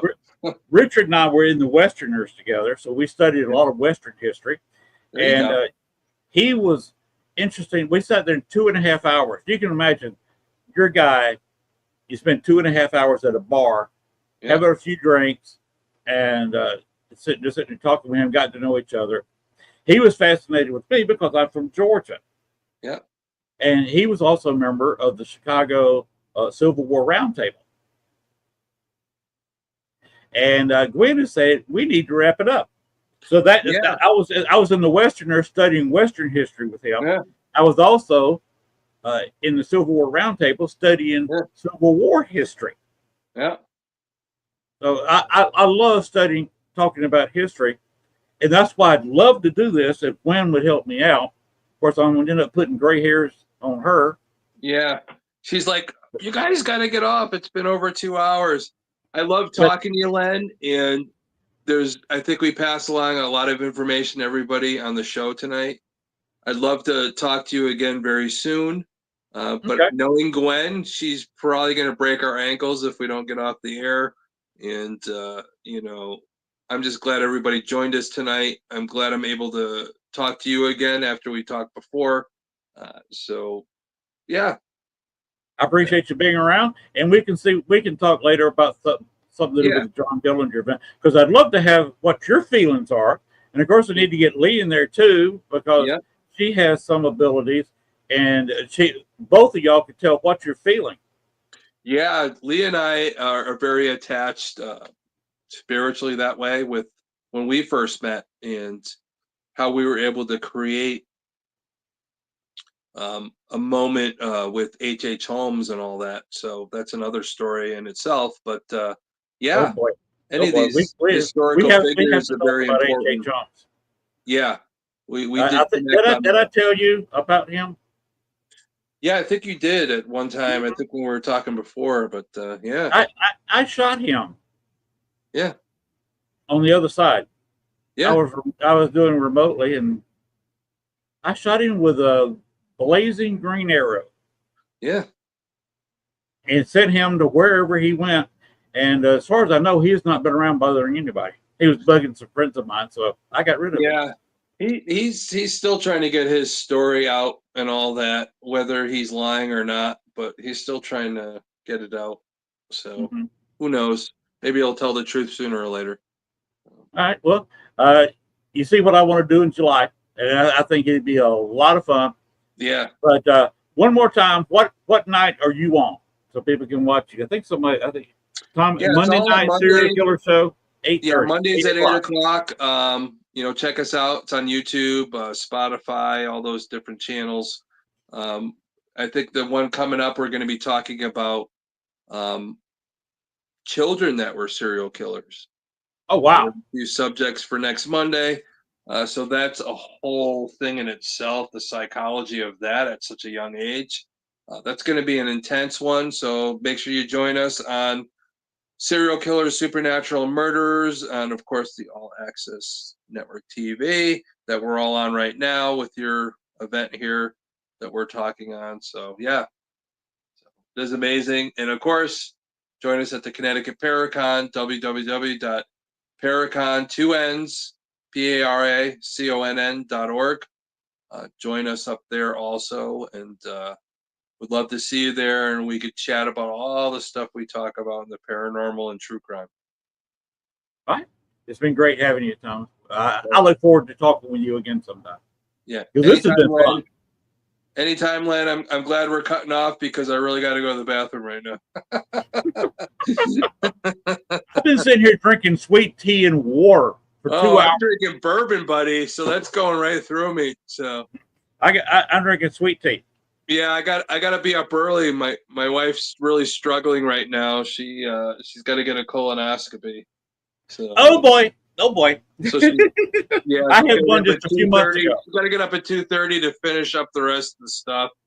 So I Oh got to boy. be up early to help her and get her to her appointment, and then her best friend is going to pick her up after. So it's going to be a crazy day tomorrow, and I just want to make sure. Woke up a few times tonight. Yeah, I just want to make sure I'm there for her, take care of her, whatever I got to do as a good person that hopefully people think I am. But is her side of the bed closer to the bathroom or is yours? She is in the bedroom. I am leaving her alone tonight. I'm going to sleep in a separate area tonight so she could get up and down, so I can make sure I get my rest so I could get her to the appointment in the morning and go from there. All right. That's good thinking. That's smart. Yeah. I try and be a good person, so. She's going to be busy getting up and down. A little bit, especially at 2:30 in the morning when you drink the rest of that. Oh, it's terrible. Oh yeah. I feel for her so badly. So I do too. Yeah. Three times. Three times. Yeah, I think I got another year before I got to get my next one. So I think that's how it works out. So yeah. So tell her good luck. I hope they don't find anything. Yep. Always there. Got to support her through all that. And that's what you do. You got to support your family. So, yep. That's it. Yep. Through thick and thin. Yeah, exactly. So, All right. Let's go ahead and end this thing before Gwen kills us both. Yeah, she's going to break my ankles. And we're both doing podcasts in a wheelchair. Yeah, exactly. Well, hey, it works. So, all right, my friend. And I will cut off with you because I'm going to cut off with you because I got to go. You got to go. And I will talk to you again real soon, my friend. All right, you get on out of here, and maybe Gwen will come in here and take me out or something. I don't know. Yeah, she'll take you out real good. Yeah, there she is. Hopefully not permanently. Oh, she's look at her. She's brushing her hair back. She's ready to kick your butt. She needs to work on her intimidation skills. Well, that pretty face is not very intimidating. Oh, don't worry. She'll take you out. She'll take you out like an assassin. Mm-hmm. All right. I'm gonna charge off. I love you guys. Appreciate you. And I will talk to you all again soon. All right, my friends? All right. We'll see you next time. All right. See ya. All right. Gwen, your mic's not on. You're muted. There we go. Take us out. Yeah, let's go. Good night. And remember one more time, like, share, and subscribe. You're looking on Facebook, or just befriend me on Facebook, YouTube. And remember, the paranormal never sleeps. Good night, everybody.